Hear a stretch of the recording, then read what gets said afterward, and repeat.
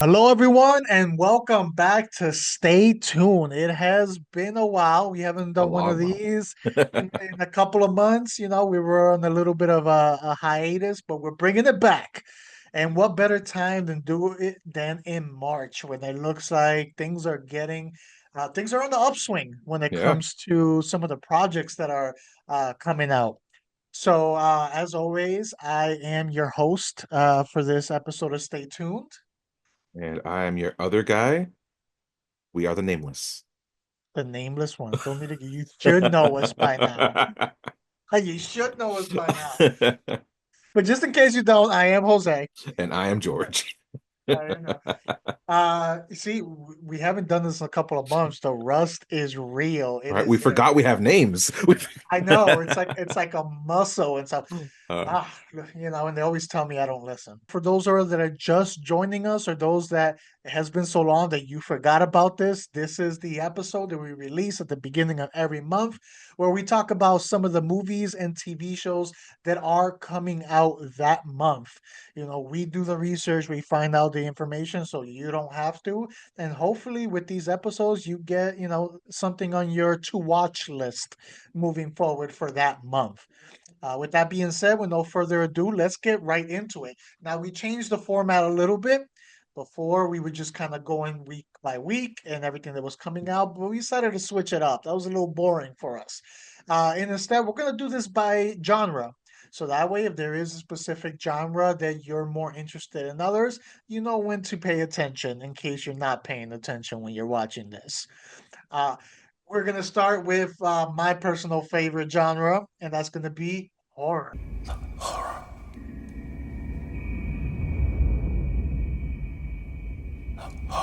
The first one coming out on March 14th to movie theaters near you. We have Opus. This is directed by Mark Anthony Green. The cast includes Ayo Edeberry, John Malkovich, Juliette Lewis, Murray Bartlett, Amber Midthunder. I know I destroyed that name for sure. I'm gonna go with Mid Thunder just because yeah. that sounds Yeah. badass. She's So from we're gonna go Prey. with that.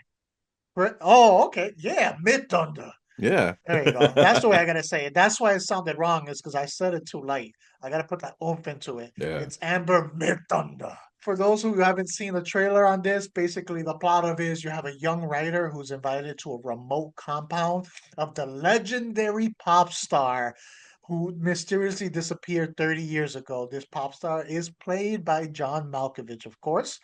Surrounded by the star's cult of sycophants and intoxicated journalists, she finds herself in the middle of a twisted plan. Now, I don't know if you feel the same, George, but when I first saw the trailer for this gave me the vibes of the viewing short film from Guillermo del Toro's Cabinet of Curiosity, Oh, yeah. without Yeah. the visual aesthetic. So you have this uh rich, in this case it's a pop star person who invites this exclusive group to his compound, and things just get weird, you know? If some rich person, some old pop star or something invites you to this like exclusive destination when you have to go in, no, things are gonna get weird. All right. And this looks like more of that, just again without the visual aesthetic. So this has John Malkovich, and we know he is good at portraying those unhinged, very out there characters, and it seems like that's exactly what we're gonna get from this. I mean, the guy is leading a cult in this. So, enough said there. This one, I'm be honest, it doesn't have me super excited, but the fact that it is A24 is going to convince me to at least give it a try, because they've earned that right with me to give it a Yeah. try regardless, because there's a higher chance of it being quality than it not being quality. Now, what were your thoughts on this when you saw the trailer? Very much in the same mindset, I think, as yourself, where it's just like I saw A24, I'm like, all right. It always catches my attention. I'm always like, I'm gonna look, I'm not gonna, veer away from this one. but at the same time, I did feel like I feel like I've seen this before. And for me, you know, it reminded me of a little bit of the menu. That's what I Yes, kind of another felt. one. Yeah, instead of cooking though, we got music, you know, because like it's the same concept in the sense like he's been gone for a while, but now he has this new menu he wants to introduce. Been gone, new album he wants to introduce, but everything still seems weird, very culty still, very everything's off Mhm. kilter, you know. And there's that one person who's different from the bunch, and so it's like I got a bit of that, but it doesn't look bad. I will also say the main actress, what's her name again? Ayo. I feel like she really's been shining in everything she's been doing. I Mhm. haven't really seen her churn out a bad performance whatsoever. It's crazy because I don't like her stand-up. I think as a stand-up comedian, kind of stinks. And that's where she got her start. But as an actress, like she's blossoming. Like she's killed it in The Bear. She's great in Bottoms. I'm actually very excited just to see her lead a movie by herself. You know, granted, John Malkovich is there, so it's like there is some lifting from some heavy hitters, but this is her movie, and so that has me kind of curious to see what she can pull off. Yeah, with John Malkovich there, you at least know you're gonna check the entertainment box because he's Oh, always for gonna be sure. entertaining in regardless role. But yeah, that's a very good point. She has been killing it overall. So this is a good, interesting project to kind of see her shine. And hopefully, she's able to. I want it to be good. Yeah, I do. yeah. But it does, like you said, it does feel familiar. We have seen. I didn't even think of the menu, but when you called it out, automatically it was like, yes, that one. But so yeah, so we have seen similar concepts again. And it's part of the reason that if I ever get an invite, regardless of who it is, from some gone away like celebrity who wants me to come somewhere, I'm, I'm not gonna go. I might have to decline, with things like this coming. You know what else it reminded me of? There was the movie with in this one it wasn't an old pop star or anything. It was just a rich entrepreneur with Blink Channing twice. Tatum. Blink twice. Yes, Blink Twice. Dude, That's I was gonna say another the same. one. Yes, because I was gonna be like, That's have we noticed a trend? 2023, we had the menu. Bald white guy invites you to a secluded place, and all of a sudden everyone dies. Then you get 2024, blink twice. Bald white guy invites everyone to a secluded place. It's just yeah. like And same then thing. 2022, I think, was Cabin of Curiosity, wasn't it? Like towards the end Snap, of that, was it? November, Damn. December. So there. We're on the roll. So expect So, one every year, everybody. It's the new Saw. yeah, It's yeah. So we'll see. Again, because it is 824 around there, if you're playing the numbers here, if you're looking at the statistics, there's a higher chance of it being good than not good. So it should at least still be worth the try. yeah, at least I don't know if entertaining. I'll go to the theater for it, but Yeah. I'll probably watch this as soon as it goes digital. Sticking with horror, we have our second and last horror movie that we're going to talk about for the month, also coming out on the 14th, and that is Borderline. This is directed by Jimmy Warden. It stars Samara Weaving, Ray Nicholson, Eric Dane, Alba Batista, Jimmy Fails. The plot of this is set in Los Angeles in the 1990s. A pop star's home, another pop star, is broken into by an obsessive fan who has delusions in that he believes that they are getting married and manipulates their surroundings to create a wedding atmosphere. So now this is another dark comedy, and so far what seems to be the year of dark comedies. So Opus is going to be like a dark comedy. This is going to be a dark comedy. We've already gotten I mean, what's there the was name of Hard Eyes. the Hard Eyes Hearts? had Yeah, had a dark comedy Hard Eyes. window. We already got a Companion, Yeah. which is a dark comedy. We've got the Monkey movie. Yep. Yeah. That's a dark comedy. So between January and March, a 3-month period, that's five dark comedy horror movies that are coming out. So that might be the trend of the year. It's going to be that one. So far I've seen one out of the three that have come out, and I enjoyed it. I've heard good things about the other, and then we got two coming out in March. With this one, this tone is it's very similar to another movie from Samara Weaving called Ready or Not. Yeah. Funny enough, that one also involves a wedding, or a sham Yeah. of a wedding, just kind of like this one. I did enjoy that one, but that gives a little familiarity with this one too, especially with this it being the same actress. While it doesn't scream new ground because of that, I feel like this could be an entertaining movie. The trailer seemed to have some good bits in it. And it looks like it's gonna not take itself overly serious and it's gonna have fun. And I am a big fan of dark comedy, especially when it comes to horror. So honestly, I am in. I feel like this is gonna be one you can just kind of sit back and enjoy, kind of like last year's Abigail, which Mm, kind of yeah, yeah. came out of nowhere, and it was that dark horror like comedy. Ended up, being successful, but I still feel still underrated. People didn't talk Oh, about it big that time. much. Yeah, it It was was really good. yeah. I feel like this one can has the potential to be that for this year. What were your thoughts on this one? I think I actually might want to go to the theater for this one because it has that good popcorn flick feel to it, and I can see my wife enjoying it too. I feel like Samara Weaving's becoming our new final girl queen at this point in time. Like she's been busting out a few films like this, and the thing I'm actually really inclined to see is because the creators behind it were the ones behind her one of her earlier films, The Babysitter.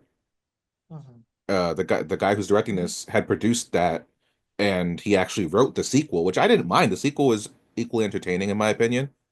So to me, they're already on a success track, and with her, I also think Ray Nicholson is starting to. He came out of nowhere in my eyes. I didn't know who he. I know who he is because he's the son of Jack Nicholson, but like I hadn't really seen him in things until Smile 2, and now I'm just seeing him. Like he's just popping up, and seeing him take full like crazy lead into this, it's like, oh, you're being like full like your dad right now. But at the same time, not exactly. Like he's not like Jack Torrance. I'm feeling like he's still got his own little mechanisms going on and everything. Was still Mhm. utilizing that Nicholson smile. So like there's some cool crazy stuff going on here. I also think that there's layers to it, which it's not just him. We see that he has cohorts who are equally crazy, and just seeing how that all plays out looks kind of interesting. So yeah, this looks like a really fun movie. Yeah, no, I agree with you when it comes to Samara Weaving. She's definitely getting into that territory. Maybe at some point we can get like a collaboration between her and Mia Goth, who's the other Yo, scream queen, modern scream queen that we have out there. So I definitely agree with that. This one is probably one of the ones that I'm going to be looking forward to the most within the month. Now that we hit horror, let's move on to the next genre, action. Yeah, yeah. Action, bro. Action. And we do have a few choices for action going forward. So first, starting off, let's go on to the TV show aspect of it. And we have right now, much anticipated Daredevil Born Again. March 14th, the popular date of March. It's the third project in a row already. We uh, talked about this, it's the March new 14th. Valentine's Day. It's Yeah, exactly. So this is gonna be on Disney Plus, of course. This is the director is gonna be or the showrunner. It's gonna be Dario Scartapane. He was actually a producer on Netflix's The Punisher show back from 2017 to 2019. It stars Charlie Cox, Vincent D'Onofrio, Margarita uh, Leviva, Leviva, Leviva. I'm going with Leviva. This happens a lot. Deborah Ann Wool, Eldon Henson. It's bringing a lot of the people back from a lot of the main people back from yeah. the original series that was on Netflix. The plot of this one is Matt Murdock, aka Daredevil, a blind lawyer with heightened abilities, fights for justice through his bustling law firm, while former mob boss Wilson Fisk pursues his own political endeavors in New York. Their past identities begin to emerge, leading to an inevitable collision course. Because we all know we like it when Daredevil and Fisk collide. That's what carried the majority of the original series. In there, D'Onofrio kills it as Fisk. Yeah. So is so glad to see him like come back there because it wasn't looking good for a while, George. It's not Yeah. Oh looking my good God. for a while at all. So I'm glad they changed that. Now, feel most people would know, but if you don't know, there's the original series, which was on Netflix, is one of the best comic book series that has been created. If you haven't seen it, Arguably one of the best Netflix shows ever created. yes, I would. Yeah, I would give it that too. So right now, it's no longer on Netflix. It's on Disney Plus. If you haven't seen it, watch it. If you haven't seen it in a long time, watch it again because there's going to be some loose connections. I'm not sure how exactly directly they're going to connect it to that series, but there's going to be a lot of overlap from it from what I've seen. So definitely worth the rewatch. I just rewatched it earlier this year. It still holds up. Still great in general. Surprisingly, Disney seems to be trying to kind of replicate some of the dark, gritty tone that we got from the Netflix series.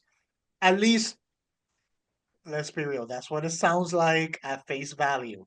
Yeah. But I'm still very wary because Moon Knight was also supposed to be that.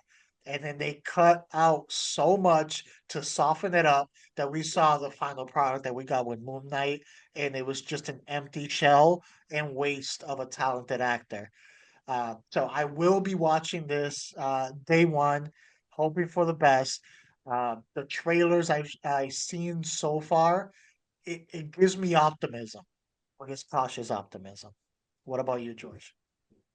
Same, bro. So same. I will say I'm of the projects for this year, this is probably one of the top two to three from let's say the MCU. I'm like super excited about, and I'm like 80% positive, where like I'm feeling really good about it. And there's a few reasons, you know. One, we know Feige cleaned house. You know, they scrapped everything they were doing beforehand. They said it was just crap, and that could have been a really good decision because we've seen it work in HBO. We've talked about it with like Game of Thrones and stuff like that. They've done it there. I think whatever was happening wasn't good. He knew that.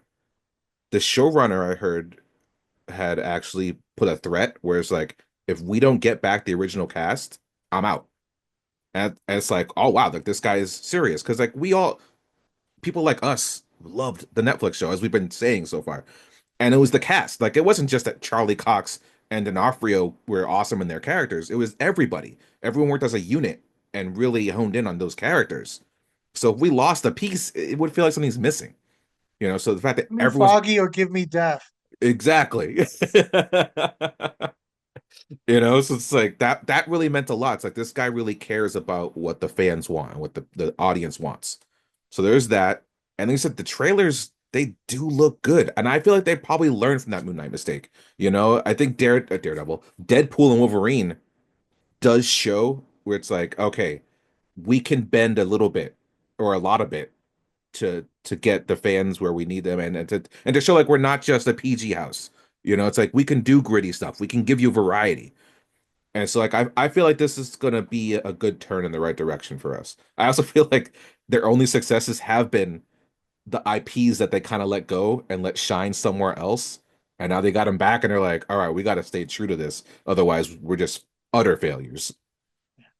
It's funny when you said that part, like, showing that they can like adjust to it and all that stuff. For some reason, I picture like Mickey Mouse come in like, "Hello, fellow kids," like kind of like this.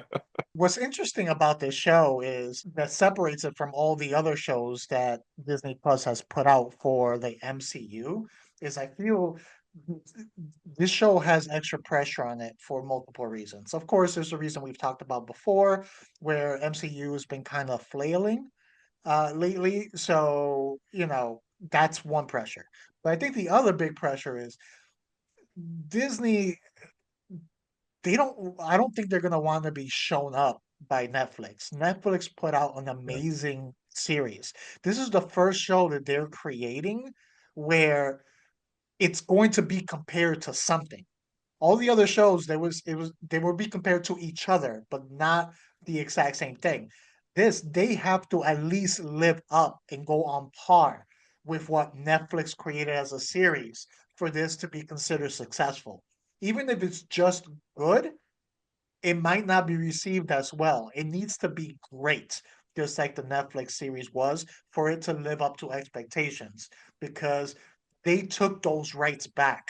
And people are always going to have in the back of their minds, it's like, oh, you took it back to give us an inferior product. Yeah. Netflix was doing their thing with this project.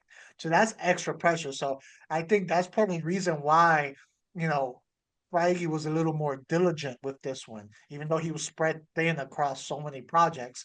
He went in there and he was like, "This isn't working. Like, let's reset. Take the etch a sketch, shake it around, and like, let's restart here." And I think it's for that reason. They have the pressure of having to match what Netflix did. Yeah. Uh, and I'm hoping for the best. I want them to match or surpass. Going back to movies on, yes, you guessed it, March 14th. Now we have coming to the theater the action movie Novocaine. This is directed by Dan Burke and Robert Olson. I actually saw another movie from them a few years ago, which I really enjoyed, called Villains, which was a dark comedy, dark horror comedy. So now here it is with dark comedy action Yeah. on top of that.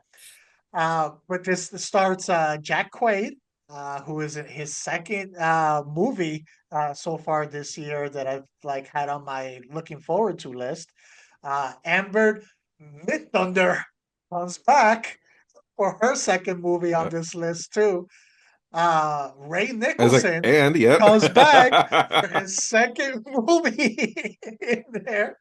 I guess they were pulling from the same pool for these dark comedies coming out this year. Right.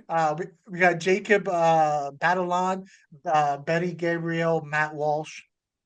Under the plot of this, you've got Nathan Kane, a bank executive with the inability to feel pain. Very funny with his name being Yeah. Nathan Kane and Novocaine. But he must rescue his girlfriend who has been taken hostage by a group of bank robbers. And why wait for the cops to do it when you can do it yourself? And that's the basic plot of this one. Uh, I'll be honest, this one looks fun. Yeah. And from what I read, it's an original script. It's not based off a book or another project. The first thought when I first saw it, I'm like, oh, this looks like it would be based off like a comic book or Yeah. something like that. But it seems like it's not. From what I read, it's an original script. I like that Jack Quaid has been doing, a lot more. I know with like the boys was really putting him out there, but he showed up on screen. He has Companion that came out earlier this year, which I watched and I really enjoyed. This seems to fit that same type of like quirky underdog character that he plays very well. So it's nothing new character wise on his end, except for maybe the action Yeah. aspect of it. So he should be very comfortable in this role. But again, it just looks like a fun action movie that it's not going to take itself too serious. And trust me, right now there's so many serious things out there in the real world. It's okay and good when a movie knows what it is and it doesn't try to do too much. And it's just like, hey, I'm just going to give you fun. This seems like it.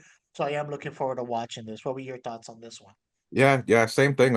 It kind of gave me Guns Akimbo vibes to some Mm, extent, mixed in with a little bit of Kick-Ass because of the aspect. I could believe Kick-Ass couldn't feel anything also, which yeah. gave him his ability. So it feels like a mix of that, you know. And I like both those movies. I think both of those are very fun. So like, I'm very down for this. I think Jack Quaid also has a great likability to himself. Good charisma, the kind of guy you want to root for. So I think that's a good thing to lean into if it works for you. So I'm very much down for that.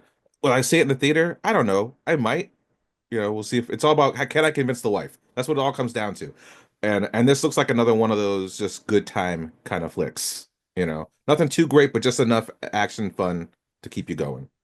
Yeah, well, if you go to the theater, there's going to be competition on what to watch, so that's Yeah, definitely going to yeah, play in it. So yeah. Right now, so far, Borderline's winning.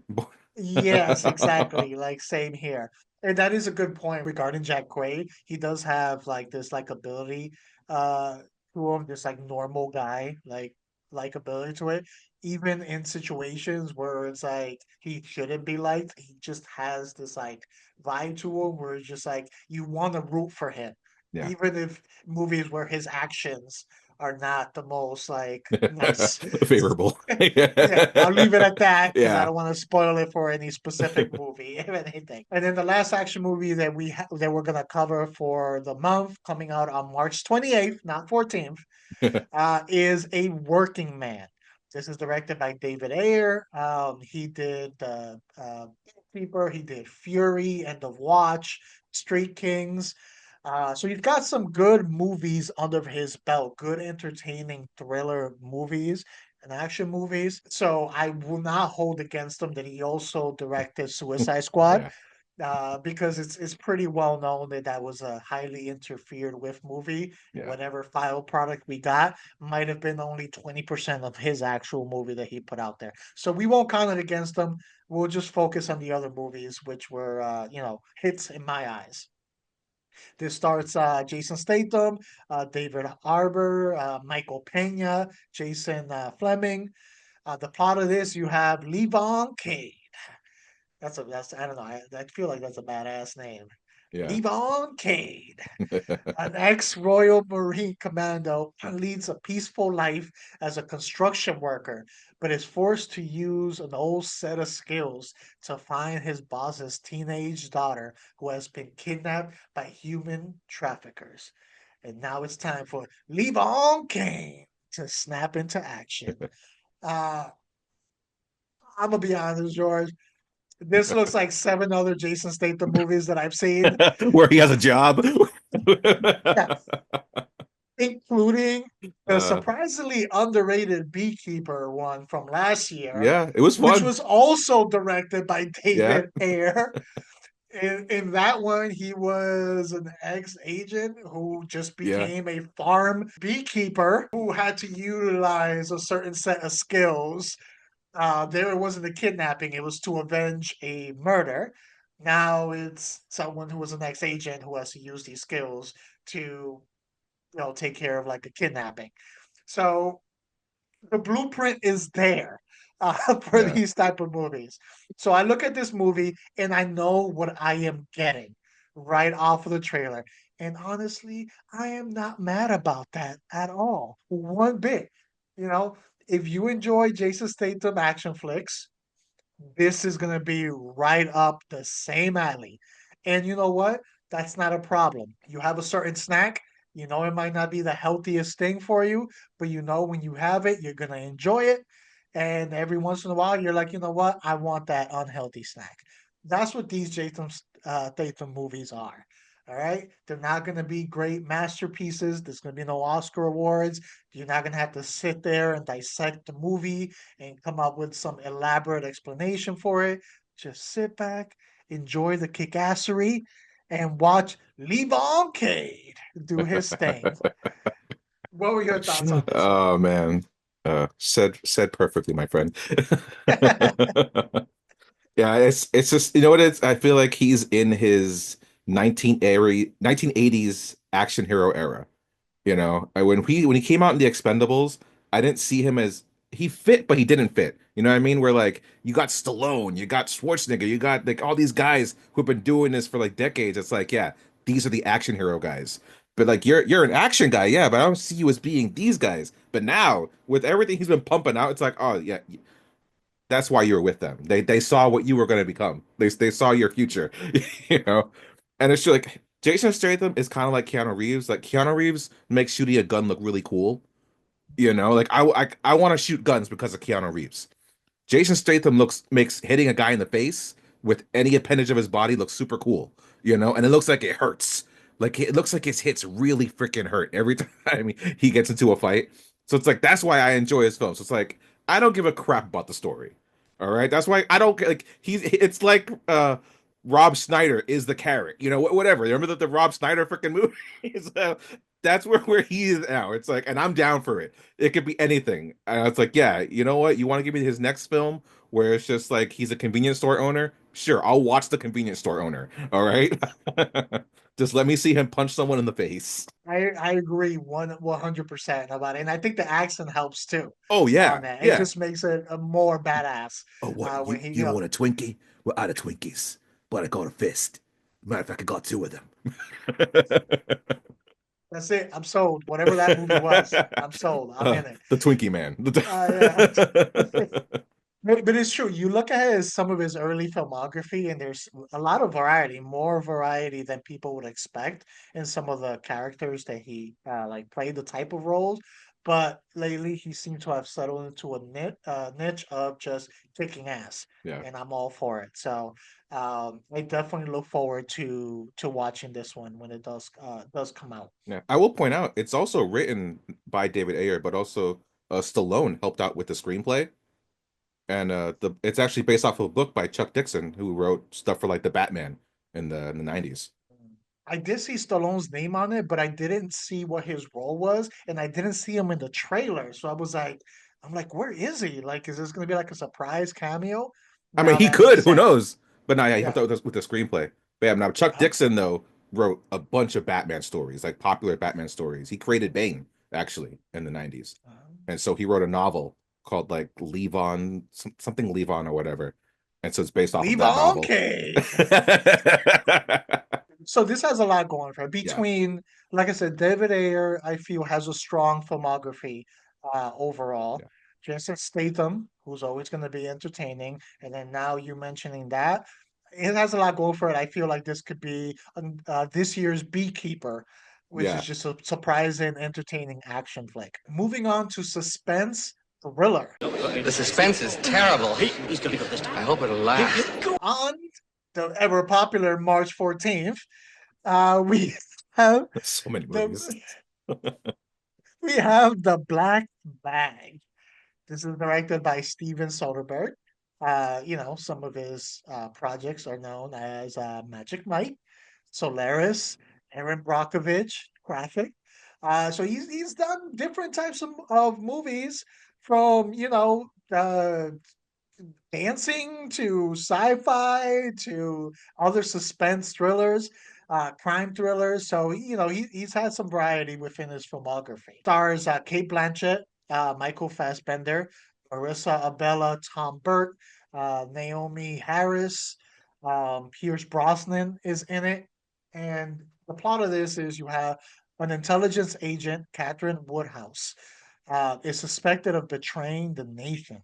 Her husband, also a legendary agent, faces the ultimate test of whether to be loyal to his marriage or his country. Does he want happy wife or happy country? We're gonna find out. First of all, this has a good cast, and Oh with yeah. Michael Fassbender and Kate Blanchett at the front, you're not gonna be cheated performance wise. They're gonna bring it. Um, it looks like it has the potential to be an interesting thriller. We've seen this storyline before where couples who are agents and they have to kind of work against each other for whatever reason.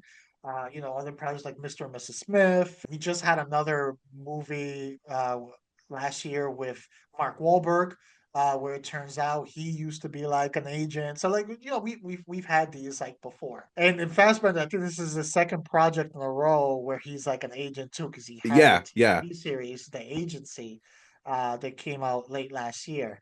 I might not go to the theater for this one. I don't think it grabbed me that much. But I that definitely will give it a go once it goes digital or to streaming, because of the cast, and it looks like it could be an interesting thriller. What were your thoughts?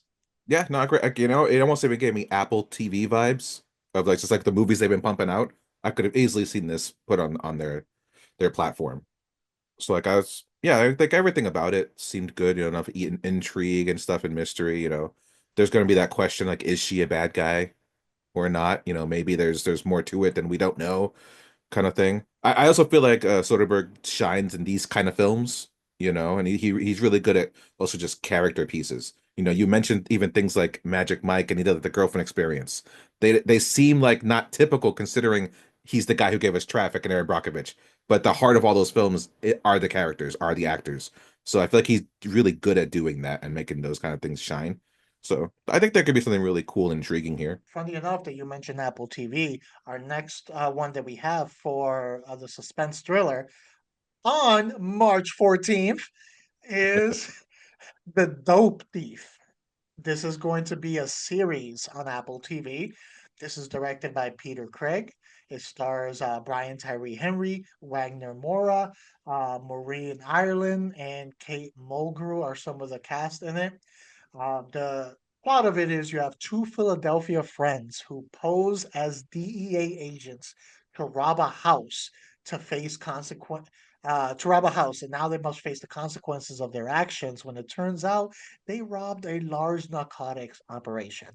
Also, if you see the trailer, this isn't the first time they've done this. Yeah. They've kind of made it a thing to pose as DEA agents and do this over and over again with success.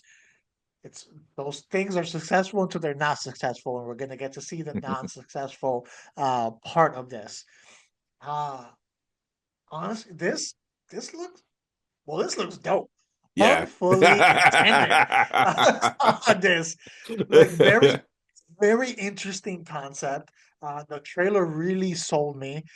You can see the chemistry between the two main characters on in the trailer. And Yeah. when you can see that chemistry in the trailer, that bodes well for the actual project itself when you see an extended view. And like it seems like there's gonna be so many dynamics to it between, of course, the conflict of whoever it is that they robbed there. Then you got the conflict of the being on the run from law enforcement because of their actions. Then you got the conflict of their loved ones seeming to try to get them to turn against each other. So it seems like there's going to be so many layers to this, which is makes me glad. When I first saw the trailer, I thought it was a movie, and I was like, Yeah. damn, that's a lot to put in a movie. When I saw it was going to series, I'm like, yes, that's amazing.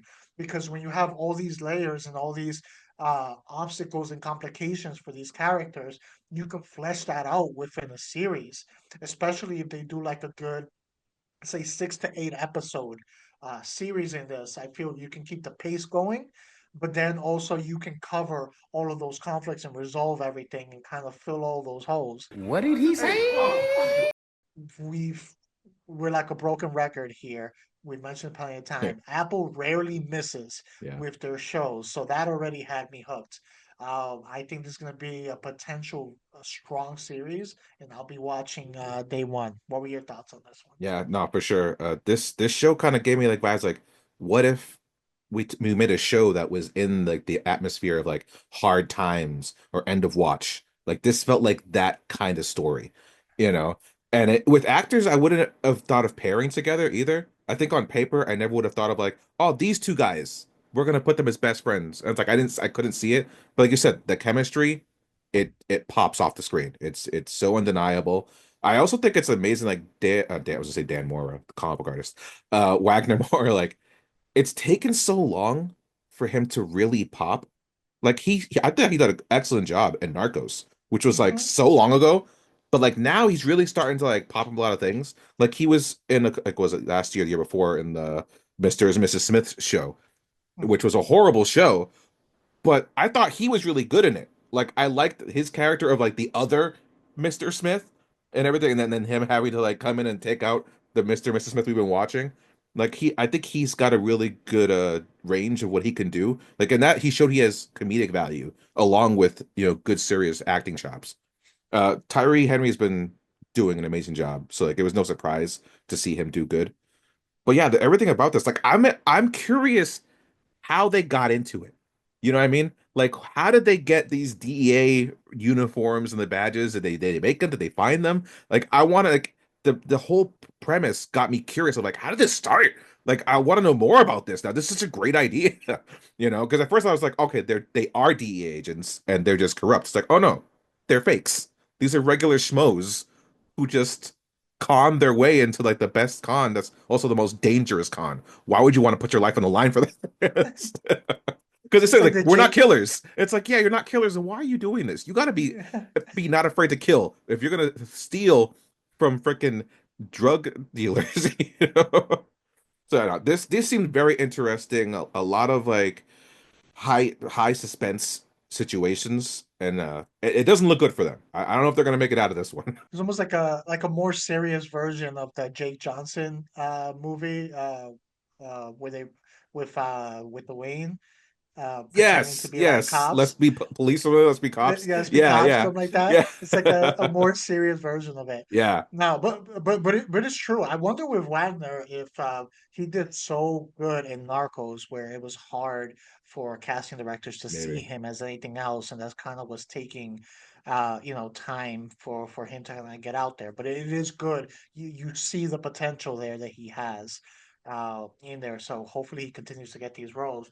And then, Brian Terry, we've seen them in all different types of role, comedic and serious. Even though the show itself I wasn't a fan of, but there was that FBI show that came out last year. I Yeah, thought yeah. he did a good job in it, even though the show itself was lacking. Good acting, Uh, bad pacing, pretty yes, much. yes. So I'm definitely looking forward to it. This is going to be one of my highlights for the month that I'm going to be looking forward to. Moving on to comedy, Comedy. which we got quite a few on the list for comedy. The first one we have is the animated The Day the Earth Blew Up, a Looney Tunes movie. Very long title. This will be Yeah. coming out on March 14th. Who could have guessed it? Yeah. I'm starting to wonder if these dates are even correct because that's crazy the amount that are coming out on March 14th. Right? I wonder if there's going to be any adjustments. But this is directed by Pete Braungart. It stars Eric Bauza, uh, Candy Milo, Peter McNichol, Wayne Knights, Lorraine Newman. A lot of this is Porky Pig and Daffy Duck venture to the big screen as unlikely heroes, and Nerf's only hope when their antics at the local bubblegum factory uncover a secret alien mind control plot. Um, we probably are screwed if those two are our final hope. I tell you that much. It's not looking good for Uh, us. Uh, this looks like it could be a fun family movie to take the kids to. This is not something that unless you're super Looney Tunes fans that you're probably going as an adult to go watch like on your own. Um, I do wonder what got this one released and then the other Looney Tunes movie turned into a tax write-off. What did this one have over the other one that, you know, had such a different outcome and we're actually seeing this one go to the theater? yeah. Um, Well, they but yeah, sold this to Catch Up Entertainment, which is a weird name for a distribution company. yeah. But that's crazy. But It but won't they, be distributed by Warner Brothers. It's so odd. it is. But I remember people were pushing for them to do the same thing with Coyote versus Acme, but I believe they Yeah, refused to sell it. So yeah, like it makes me really curious, like what is the difference between these two projects that one was worth the sell and the other one are like, no, we need a tax write-off for this one. So that has me curious. But for this movie itself, having no kids, this is gonna be a if I'm bored and have nothing else to watch while I'm at home type movie for me personally. What about for you? What are your thoughts? yeah. I mean, I get it. I can agree. I'm gonna be honest. I question how much of this movie is suitable for kids. Just from the trailer alone, I saw some bits of comedy that were kind of pushing the edge of what we're kind of used to, at least in current day Looney Tunes. I remember back in the day Looney Tunes, they were edgy, and a lot of stuff has been censored now because of, whether it was racial or political or whatever. Like there's certain things people can't handle as much nowadays. But there were certain visuals that I saw, like to say Daffy Duck's booty being exposed in certain ways where it was just like, oh, okay, didn't expect that to be in a trailer or to be shown for little kids. And now, granted, to me, it's nothing. I don't care, but I know we're at a more sensitive time where people don't necessarily want to have their kids see certain things. So, like, I feel like this might be something where it could be good for the adults too, to some extent. But I'm with you. I probably will watch it when it comes out on streaming. Looking back at the trailer, you're probably right. I think I saw it as a family film just because, like you said, the cartoons that we grew up with, you watch them now, and all of that stuff is in there and worse. With it, like they really pushed some boundaries in some of those '90s cartoons that we like watched. So like for me, this is like kid stuff, like all of it. So I can understand, but yeah, thinking back on the trailer, if I think, but I put it through the scope of right now, yeah, there might be some parents that might want to watch the trailer carefully and decide if that's going to be content that's going to push the boundaries that they are comfortable with for their kids themselves. So good call out on that one. Yeah. And I would say even to like respond to your query about the Wile E. Coyote movie, from what I had heard about it, it seems like it was going to break a lot of fourth wall things to the extent where it could almost be like a Ryan Reynolds situation with Deadpool. So like it seemed like it was going to be a way more adult Looney Tunes than we're kind of used to because it's going to be almost like Roger Rabbit-esque at times. Mhm. So I could see that being maybe the reason why they didn't want to even have it go out there at all. But I also heard it was supposed to be really good because some people did have viewings of it before it just got shit canned. I wonder, what's his name? Savlov, Slaslov, or whatever. Yeah, yeah, I know what you're talking about. Yeah, the supposedly Feige of them, like the head guy. He has come out and pretty much like spoken against animated content. So like, I wonder if maybe they viewed it as something that might be liked and catch on, and kind of force their hand to do more animated Yeah, stuff. So they were like, it's better off to just kill it off now, so we don't have to do any more of it. Like, I mean, it feels counter productive if you feel it might be a hit, but if you don't want to invest in animated movies, you know, killing one off that you feel might get a lot of attention, might be a good way to kind of squash that. So maybe that might be a possibility. Coming to Netflix on March 20th, The Residents is directed, or the showrunners are Jafar Mahmood and Lisa Johnson. It stars Uzu Aduba, Barrett Foa, Edwina Finley, Juliet Jeffers, Al Mitchell. It just has a lot of people in it. If you watch the yeah, trailer, it has a yeah. lot of It's people. one of those kind of Uh, casts. yeah, the plot of it is a screwball who done it set in upstairs, downstairs, and backstairs of the White House. Among the eclectic staff of the world's most famous mansion, we have Detective Cordelia Cup Partners with skeptical FBI agent Edwin Park. He plays a lot of Park, I feel. Aren't a lot of his characters named Park? But anyway, He yeah, also plays a to lot of untangle, agents. You know? yeah, to untangle a intriguing murder mystery, of course, at the White House. Now, and I'm sure you probably thought the same thing. This just gave me Knives Knives Out Out. and Yep. Yep. like after party vibes. Yeah. Like both those projects, it has a good cast. This one specifically leaning into like a really good comedic cast from the people I saw in the trailer. These type of projects, in my opinion, they come down to having very interesting characters to keep the audience engaged more than the actual story. Yeah. A lot of times the mystery itself isn't that crazy, but it's about the entertaining characters and the personalities that you put on the screen to keep everyone entertained. With it being on Netflix, I'll definitely look forward to giving it a try. I'm always down to get a comedy in the repertoire. I'm not super excited for it, but it's worth the try. What were your thoughts on it? It was funny earlier we were talking about typecasting for Wagner, right? So when I saw a trailer for this, I immediately thought it's like, oh, Crazy Eyes is gonna go and try to solve a mystery murder. Cool. It's like I can't help it. Like she did such a good job with that character in Orange is the New Black that I can't see her as anything else. She's always gonna be Crazy Eyes to me, you know. And you can see there's a bit of quirk to her character in this, you know, because at the end of the day, like all these characters are supposed to emulate a Sherlock Holmes type person, so Yeah. there's always gonna be this quirkiness to them. They're a little off compared to everyone else. So it's like it hasn't left her. She's still a little bit that person. But yeah, like my note was Lady Knives Out. That's what I put down as the thing.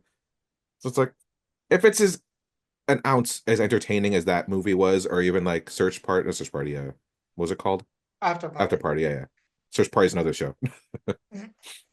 But yeah, then it could be a fun watch, especially a series, something you put on in the background.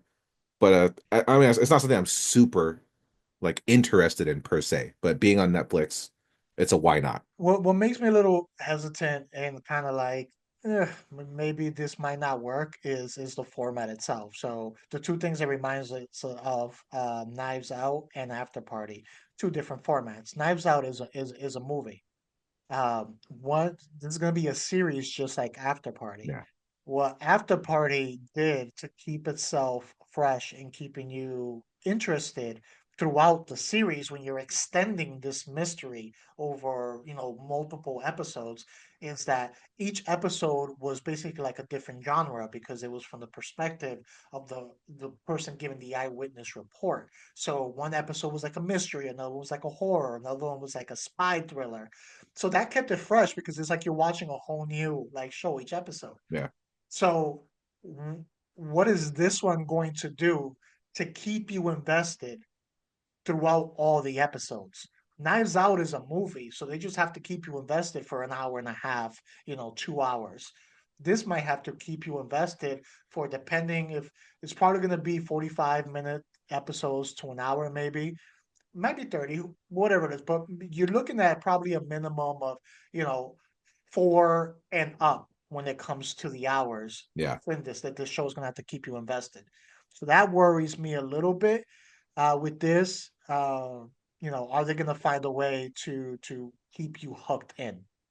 Yeah. Also, just the believable. Like, granted, it's a comedy, so belief should be suspended a bit. But it's a murder at the White House. That's a pretty serious ordeal to have, and she seems like a random. She's not like an official of sorts. She just, she's the best investigator in the world. It's like, okay, but at the same time, she's not a law official. Yeah. What are the odds of her getting to be a part of this? You know what I mean? She's a suspect as much as everyone else is at the end of the day. Letting her stroll around the White House, no Yeah. credentials. Yeah.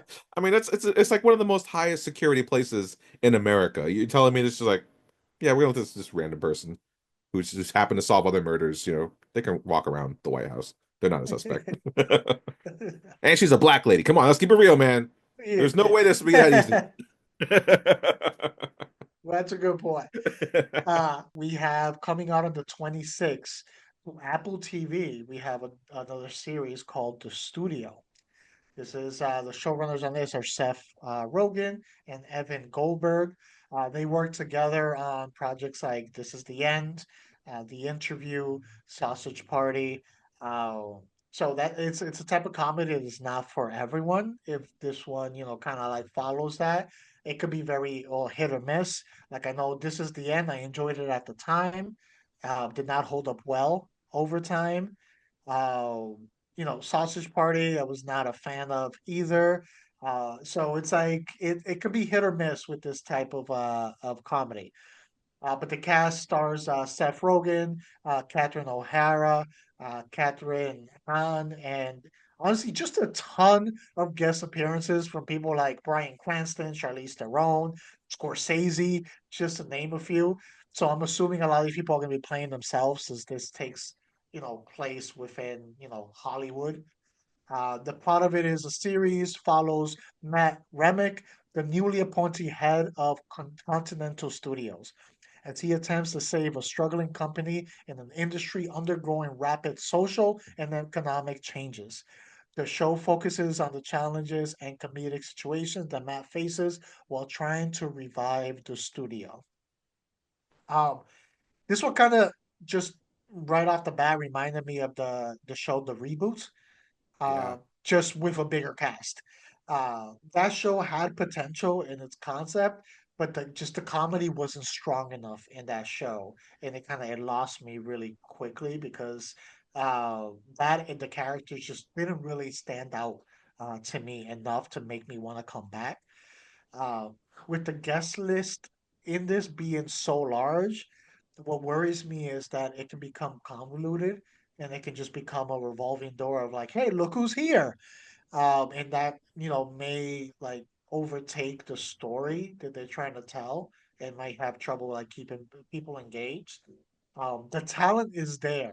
It's going to come down to can the story keep you coming back episode to episode? What's going to be the overarching story? What were your thoughts on this?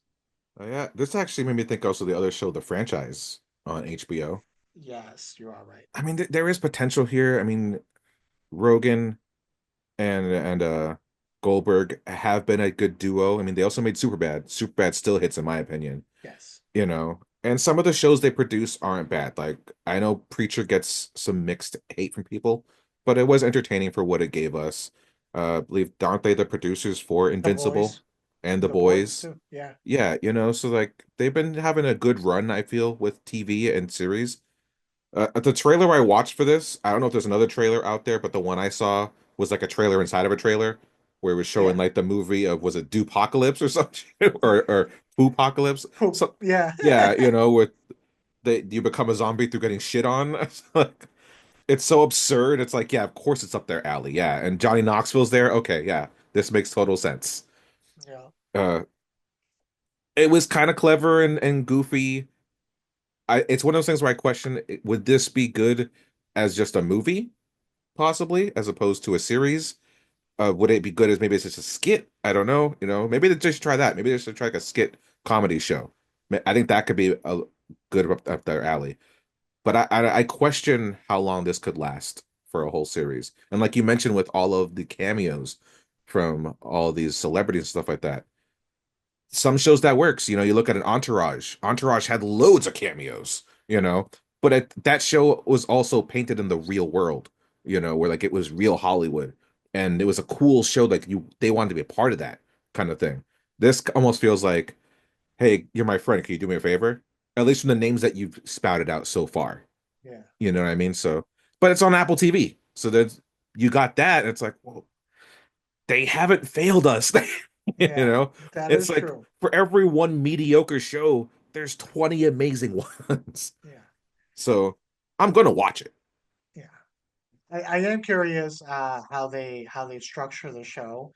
Like, is each episode going to revolve around a new project that they're working on, or is this going to be this overarching project that kind of every episode builds towards? I think that can also make a difference. Are they going to go with the Freak of the Week format, Yeah. just with like projects, or are we just going to have one overarching story that we're working towards? Because that can, with the Freak of the Week concept, that can lead to people losing interest over time unless each individual story is really strong. Yeah. You're more likely to get hooked with the overarching story. Sticking with Apple TV, on March 26th, we have Side Quest. This is the showrunner for this is going to be Chris Gastrot. This stars Rob McElhenney. McElhenney. McElhenney. Yeah. Yeah, Thankfully, Ryan Anna Reynolds made a Marie. song about us. Now I know. Yeah, I always trip up on that name. It feels like there's has way too many letters that shouldn't be there. Yeah. Um, Anna Maria Casper, Asai Morales, Shalita Grant. Uh, Basically, this focuses on gamers and fans whose lives are affected by the game The Quest. Each episode follows an anthology format featuring a new story, different characters, depicting how the game has impacted various lives. The show explores the lives of employees, players, and fans who are all connected to the game in one way or another. Beauty invested by that description. This is actually a spin-off series from the current show on Apple TV called MythiQuest. It takes place in the same universe and probably around the same at the same time as some of the seasons we've already seen. I believe it's only going to be like 4 episodes. Yeah. Like I said, anthology format. Um, See, I watched Mythic Quest Same. and I enjoyed it. I feel last season it kind of started falling off a little bit. In there, this season also doesn't It compare still to like those is. first two Yeah. seasons, but I'm committed. I'm watching it to the end at this point. With that being said, though, I am kind of excited for this one, even though the quality of the show has been like dropping. Because if there's anything I can say about MythiQuest is when they do standalone episodes, those tend to be the strongest episodes of the series, like really good episodes, not just like good, like comedic because it's a comedic show, but like just good storytelling and character work. And you usually get like one per season where it's like we're gonna pause the story, we're gonna tell another standalone story that's connected, but stands alone. And by the end of the episode, you're like, wow, that was fucking great. Yeah. I feel like this can be a chance of having four of those episodes within one series. And if they match the quality of the standalone episodes that are within the main series, I feel this spin-off can be really strong. So I am looking forward to this and I will be watching it. What are your thoughts, George? You kind of had similar thoughts as me on this one because at first when I heard about it, it's like, I don't know. But then I thought it's like, man, but my favorite episode from Mythic Quest was the Jake Johnson, Kristen Milioti episode, where it was like the origin almost Hmm. of like how things became. And that was such a standout episode. Like I still think about it, you know? And it's Yeah. not even really a grand scheme thing, but it stood out so much because it was just so well done. And it's like if I can get four of those, or even honestly two, I think I'd be pretty happy. But it's like if they could do something like that, that's gonna be something amazing. At the same time, I thought to myself, like, who's watching this? Who is this for? Because, like we said, the quality has been going down for Mythic Quest. Still watching because I like the characters. It's one of those things where I'm invested in the characters because they're just so unique and so lovable. It's like I want to see where they go from now on. But like I said, the quality is not there anymore. They probably should have ended it a season or two ago. And but the reason I watch Mythic Quest in general is because I like Rob McElhenney. I like him. He's a standout person I like from It's Always Sunny. I like some of the other people there. I see we got freaking what's his name? Turtle, I think, from It's Always Yeah. Sunny. You know, it's like there's familiar faces that I like. I didn't Asai Morales coming I was into. going to say besides my boy Isai, I didn't see anyone that really stood out to me. You know what I mean? He was the only standout. But even then, like I don't think of him as a comedic actor. I think of him as a serious actor. You know, which is why I thought to myself, like, if I can get a Jake Johnson episode again, all right. Yeah, that's what he made me think of, was that. He made me think of the more serious side where they truly shine.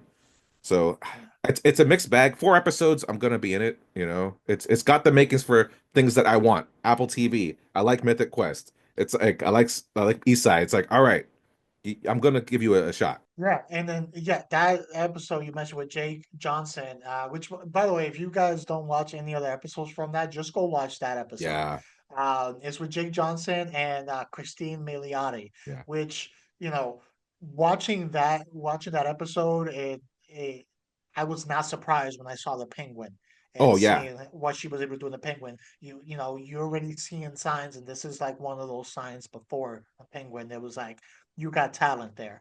But then there was also the episode with CW Longbottom. That was also really Yeah. strong when you get into his background. So I'm telling you, they nail those one-offs. So I'm looking forward to this. Moving on to the sci-fi and fantasy section. March 17th, we have Mickey 17. I think they did that on purpose. Coming to theaters. This is directed by Boon John Ho. Ho. Boon Boon John Jong Ho. Ho, yeah. Yeah, Bong Joon-ho, who is famously known for movies such as Parasite, Snowpiercer, The Host. It stars Robert Pattinson, Naomi Ackie, Stephen Yeun, Tony Collette. We're all big fans of Tony Collette Yeah. here on NASS. Mark Ruffalo. The plot of this in Mickey 17 is you have Mickey Barnes is a disposable clone worker known as Expendable on the human colony Niflheim. After a mission goes wrong, Mickey 17 is mistakenly presumed dead and replaced by a new clone, Mickey 18. Upon returning, Mickey 17 must navigate the dangers of this situation as both versions cannot exist under the colony's rules. When I reading that description, it reminded me there was I believe a Hulu movie that came out last year, the year before, called Duel. It had what's her name? Karen Gillan. Karen Yeah. Gillan. Yeah, the movie Duel was Yes. basically create a clone of yourself, but only one can exist at a time. I think she thought she was gonna die, and it turns out she wasn't gonna Yeah. die, and then now there's a problem.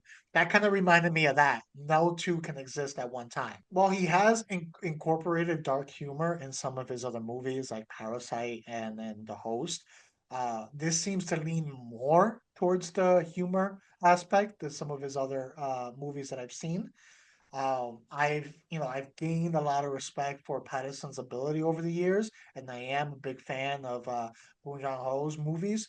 So I am really interested in this one. It looks quirky, it looks unique, it looks interesting. So I am looking forward to watching this one, and I'm hoping it's another notch on Boone's belt going forward. What were your thoughts on this one? For sure. When I see his name pop up, it's already a ticket sold. Like he's got my attention every time. He hasn't failed me yet. Everything he's done, in my opinion, has been a success. So he's always one to look out for in my opinion. But it's always different. Like there's some minor similarities, but he's generally kind of just jumping around, doing whatever the hell he wants when it comes to genre, stuff like that. Again, another really good character director, I feel. And you mentioned Pattinson. Pattinson's really good. Like at this point, there should be no question of his capabilities. If he's going to be in a project, just watch the guy because he's very transformative in what he does. And I think it's gonna be interesting to see him do something a little bit more quirky is the word of the day. All right, because that's how it feels. He feels quirky. It's a little more goofy and funny, which I feel like is not something he usually leans into. I did get some comedic sense when he was in Tenet. He had some little funny moments here or there. Not meant to be funny though, but he has had it. It's happened to pop up. So I think that's gonna be something really cool. And Steven Yeun's also in it. I feel like he's been doing a lot of cool, interesting stuff lately. Yeah. So like this, I don't know. This seems like a really awesome out there kind of movie. Something similar to a Snowpiercer when it comes to like the set designs and stuff like that. A lot of machinery and everything. But then like you mentioned something like The Host and just like how off oddball that can be. I'm seeing a bit of that. Even almost like human Looney Tunes in the sense of how much he's gonna die Yeah. with, Yeah. I'm waiting for that montage, just seeing him die over and over again. Yeah, because we have to get to 17, which Exactly. is like the Yeah. lead of this one. So we're probably going to see 1 through 16 going through their Yeah. journey. Kind of similar to like Yeah. remember that we had that show at the end of 2024 on Amazon of the Secret Level. Yes, I yes. remember there was that one for Outer Worlds, and it's just that guy who's just getting tested on and everything. He's losing body parts. I feel like that's going to be this in movie format, but instead of getting body parts, just brand new body, throw a brand new body in there. Which is funny because then we also had in Secret Levels, there was the other one where the guy kept dying over and over again, and he would come Yes. back Yeah, yeah. more mature and grown, also based off of a video game with a Yeah. similar game mechanic. So looking forward to that one. Yeah, let's just go into the theaters. Like I'm not waiting at all. I want to see it day one. I agree. I'm with you 100%. Coming out on March 14th to Netflix, we have The Electric State. This is directed by the Russo brothers, famously known for their work in the MCU with the Avenger movies and Captain America. They also did Extraction on Netflix Yep. too. They had two movie of those. Those are their strong works. I'll mention those. Yeah. The cast includes Millie Bobby Brown, Chris Pratt, Hugh Kwan, Stanley Tucci, Giancarlo Esposito, the man. Uh, this is a takes place in a retro-futuristic 1990s. Michelle searches for her missing brother across the U.S., accompanied by a robot and a smuggler named Keats. They journey into the exclusion zone, encountering diverse animatronic allies. Together, they uncover a sinister conspiracy that threatens their world. Um, this kind of reminded me, it just gave me the same feeling of a recent movie in style called The Creator, which Okay. yeah came out with that kind of whole concept and the battle between human and robot and things like that, which isn't a new concept. We know we've Yeah. had that throughout the years, but style wise, it kind of gave me that feeling. Uh, the, let's be real, the Russos have had some duds post MCU, Yeah. that is for sure. On But they have Netflix. shown, yes, but they have shown with Abstraction that they could still nail it. The ability is still there. I feel both Extraction movies are strong, Yeah. especially in their action. So I do want to see this, and with it being on Netflix, and I don't have to actually leave my home to watch it, I probably will check this out on day one. It's interesting enough to gauge my curiosity to check it out. It might have the potential to have a decent to be a decent sci-fi out of it. It's gonna be one of those movies with like with the robots coming in and seem like there seems to be like the misunderstood villain robots, Yeah. where what's gonna help carry this movie, it's not going to be the action like Extraction was. This movie is gonna have to have heart in order for it to hit. You're gonna have to care not only for the human characters, but also the robot characters. You can't just care for the robot characters and not the humans, because then you're gonna end up like Yeah. Pacific Rim 2. Yeah. It's gonna end up like Pacific Rim 2, where you don't care at all about the humans Yeah. and you only care about like Give me the my robot monsters. action. Yeah, that's Yeah. all you care about. So half the movie is wasted for you as an audience. So here it's gonna have to have heart, and it's gonna have to nail the human and the robot aspect for this movie to get a hit, in my opinion. But I'll be watching. What are Yeah. your thoughts? I have a mixed bag on this. I saw this trailer a while back last year, and there are certain visuals that I thought really cool and everything. Like the scale of it and the scope, I almost kind of felt like it's a disservice not putting it in theaters. Because like some of those scenes where you see like these massive machines roaming the states and everything, and you see this big war, it made me think of Endgame and that final scene. It's like that was such a massive scene, like you could only watch that in theaters. You could watch it at home, but like if you don't got a big screen, then what you're wasting your time. Like this thing needs to like cover, everything that your eyes can see, and just having it thrown on Netflix, it kind of feels bad. At the same time, I will say like Millie Bobby Brown is a good actress. I think she does really well. It's another reason why I think it deserves to go in theaters because like she needs to get herself out of Netflix. It's like she's being pigeonholed into Netflix at this point. But at the same time, she has a job, so I guess job security, whatever, you know. Chris Pratt is entertaining, I think. Even though he can be put in a little bit of everything at times. It undeniably he has the it factor.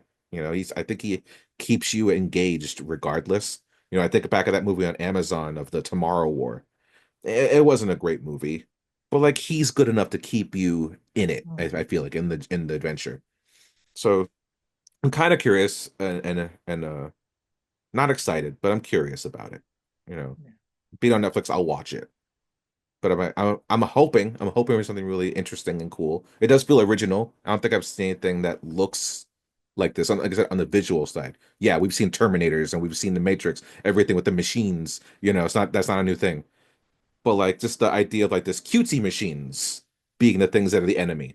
Like, why are they cute? Why did you go with the cute model as opposed to like the intimidating model? That there must be reasonings. So there could be something cool here. That's true. And with any of these movies, we we will never root for a movie to be bad. No. We will always hope, even if we don't trust it, we will always deep inside hope that all of the movies, all of the shows are good, because that's just more for us to consume. Yeah, you got to be a All right, we got purely evil person and produce something really bad for us to be like fail. yeah, I want you to fail. But all right, we're down to two movies. There's one more for the sci-fi fantasy that I have here, and that is Snow White, coming out on March 21st to theaters. It's directed by Mark Webb. It stars Rachel Segler, Gal Gadot, Andrew Burnap, Ansu Pavia. Uh, Plot of this, I mean, everyone knows the plot, but it's a live action reimagining of the classic uh, tale of Snow White. At this point, even if you've never seen it, you should know what the plot of Snow White is. So I'm not gonna, get overly into it. It's just a live action version.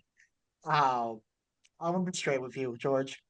I have not seen any Disney live action remakes. Not a single one of them. And this will not break the trend. I this know is this why we're movie has. brothers, Jose, because neither have I. Because I know this movie has been controversial due to Rachel rubbing some people the wrong way, yeah, but honestly, I don't care about that. I don't give a shit about anything she said regarding that. For me, I just have no interest in these types of projects. I see no reasoning for the movies to be turned live action.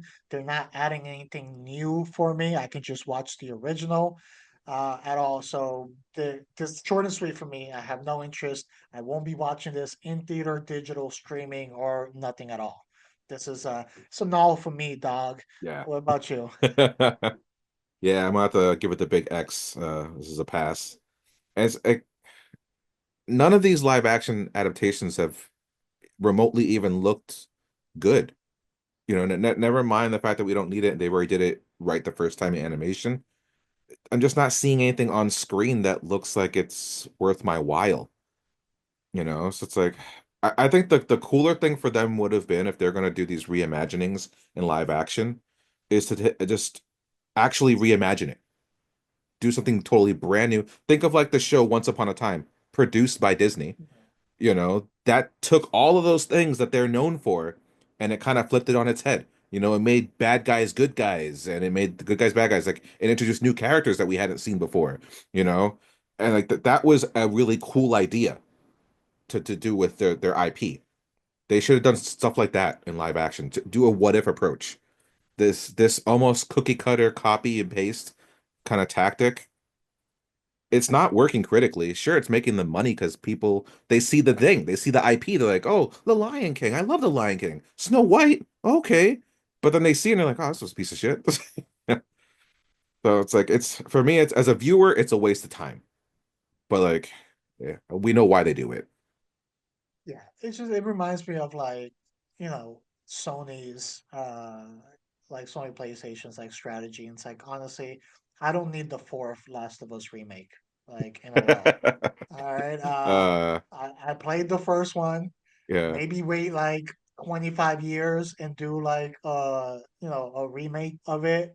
Then guess kind of like what they did with like Resident Resident Evil. Evil Yeah, and yeah, stuff. That truly felt new mechanics, graphics, added story elements.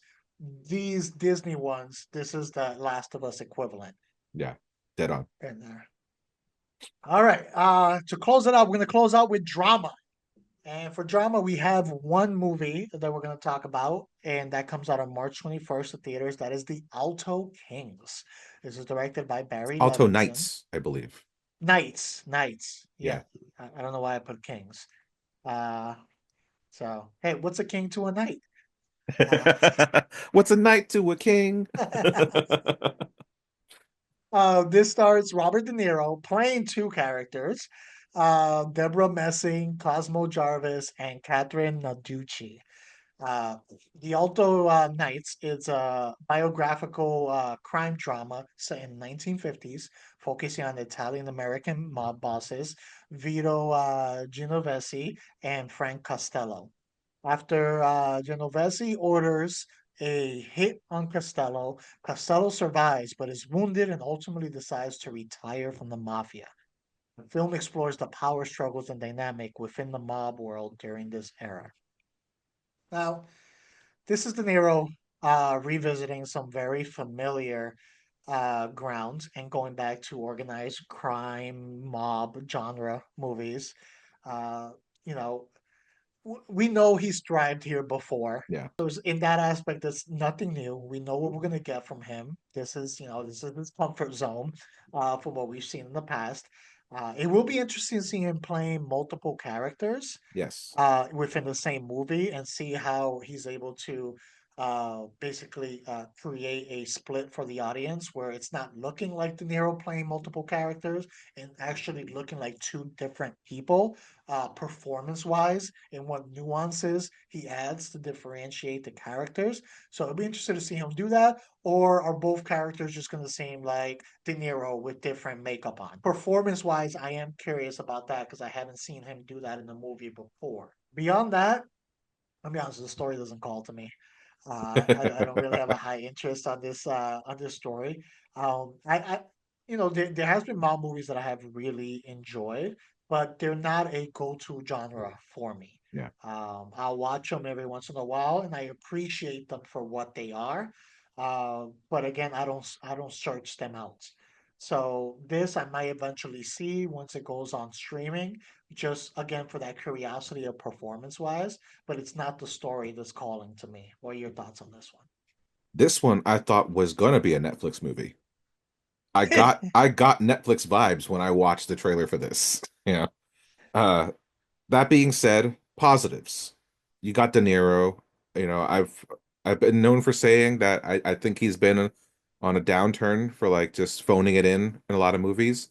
But at the same time, recently, he did the Killers of the Flower Moon. I felt like he turned it up. I felt like I saw a De Niro I haven't seen in years, and I kind of feel like he might be reinvigorated because this is the kind of role that a younger actor will take. You look at someone like Michael B. Jordan, who's going to be in the movie Sinners coming out later this year. He's playing twins. And it's like that's usually the kind of role where, Tom Hardy. huh? Tom Tom Hardy in Hardy. Legend. Yeah. Yeah. Like it really pushes you to try something different. And it's usually a really fun thing for an actor to do. And this, he's not playing twins, he's actually just playing two different people, who have to act against each other. So that's always an interesting dynamic. From the trailer, I will say that I didn't see enough differences on the visual front. It's like I see De Niro twice. I see two old De Niros. Maybe one has a prosthetic nose and the other one has some spots. Okay, you know, there was some little nuances in his voice where you could see he's trying something different, and like those little things get me excited for an actor when, especially in his age, he's like 81. The dude can stop. He can retire. He don't have to keep on doing this. So obviously there's still like a joy and there's this yearning to do something, that he hasn't done before. There's always something cool about that. I will say the writer is also the same guy who gave us the best mob movies ever of Goodfellas and Casino. So there is something good there that could be within the story. But yeah, I think the trailer isn't doing any favors, honestly. It's not telling me I have to run out in theaters and watch this right now. I feel like I can just wait and watch it. And that could be too bad because there might be something really good here. Yeah, it is funny what you said, like it reminded you of a Netflix movie. Because when I first put this trailer on, I didn't have the sound on yet, and I saw De Niro in there and it was playing. I was like, all right, I'll restart it, but I'm doing something else right now. So I kept glancing over. And for some reason I was like, wait, did I pick the right trailer? I thought I picked the trailer for Zero Day, which is Uh, the movie that he came out in February on Netflix. yeah, But yeah, this type of role, this mob role, like he can do this role, sleepwalking backwards yeah. in it. It's just he can pull it off. So the nuance of having that challenge of playing two distinctive characters, I think can really add something new to this type of performance for De Niro, where it's a type of role that is just like we've been there, done that. So hopefully it's good, but I'll watch it when it comes to streaming. Yeah. Who knows? It But could be a last minute Oscar kind of thing, for someone like him. perfect. Well, we covered a lot of the movies and TV shows that are coming to March is a busy month, especially March 14th, that are coming, to you on theaters, on streaming services this month. Let us know, are there any of these that you're really looking forward to? I know, George, you mentioned probably Borderline is one of your Oh yeah. high ones for the month. For me, it is also Borderlines and Dope Thief are probably the highest ones on the spectrum. But let us know, are there any ones that we missed that we should be on the lookout for in March? How do you feel about these movies? Any that you are looking forward to? And as always, going forward, our break is done. We're going to be bringing you these stay tunes at the beginning of every month. So if you want to know what shows, what movies are going to be coming out for that upcoming month, tune in to Stay Tuned. And there we will give you all the information you need to decide what you want to add to your watch list. With no further ado, I have been your host for this episode, Jose. I have been your other guy, George. And you can find this and all our other episodes on our YouTube page, Not a Strong Start. You can also find us on Spotify and Apple. You can find us on pretty much all social media platforms, Instagram, Twitter/X. We're on Threads. I believe we're even on Blue Sky now. So you can find us all over the place. So feel free to reach out in whatever method you deem better for you. And make sure you like and subscribe and leave a comment below. Talk to us. With that being said, stay tuned and we'll see you next month.